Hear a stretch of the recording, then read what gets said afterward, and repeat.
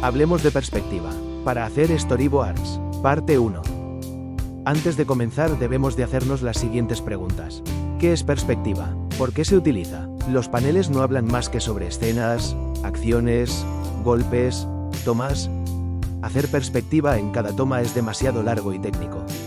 ¿Y no se pueden simplemente ignorar, verdad? Pues no. La perspectiva es crítica. Los guiones gráficos para la animación casi siempre imitan cámaras reales en el espacio real. Entonces, incluso con esta toma, simple, es en realidad esto que ves. La perspectiva es una forma de comprender y describir con precisión el espacio tridimensional que imaginas. Como en las siguientes imágenes. Oh, sí. Realmente, se percibe la distancia y el espacio. Esto se ve muy desordenado. Esto también te permite hacer mejores tomas, y facilita el trabajo de nuestros compañeros. Debes ser respetuoso con tus compañeros de equipo, como lo son los grandes artistas, animadores. Los paneles sientan las bases para toda la obra final. Si has roto o tienes una perspectiva perezosa en tus paneles, la carga de arreglarlo se transmite a los artistas de fondo y a los animadores. Los shows animados no pueden existir sin ellos, así que respetemos a nuestros amigos y no hagamos más trabajo para ellos. Entonces, ahora ya sabemos el porqué, ahora nos toca hablar sobre lo que queremos aprender. Podemos reducirlo a dos simples metas. Lo primero, es conocer la capacidad para hacerlo de manera rápida y simplificada, pero también con precisión. Para mantener la perspectiva usando una cuadrícula de luz, sin apelar a una perspectiva matemáticamente exacta. Es necesario entender que el espacio y la cámara son dos cosas distintas. Lo segundo, es comprender la relación que existe entre el espacio completo y cómo éste se vería en un cuadro 2D. Vamos a profundizar en lo primero, la precisión.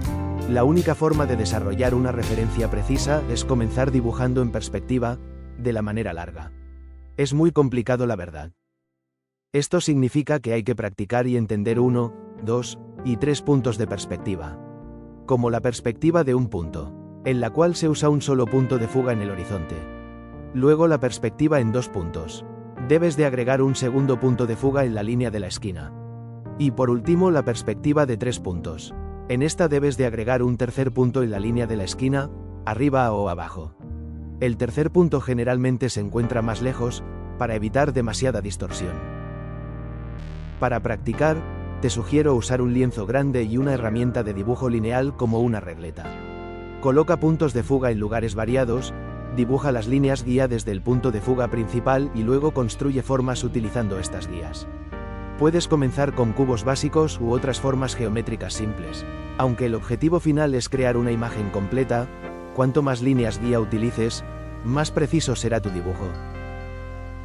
Y cuanto más practiques, más desarrollarás una sensación intuitiva de lo que es correcto en términos de alineación.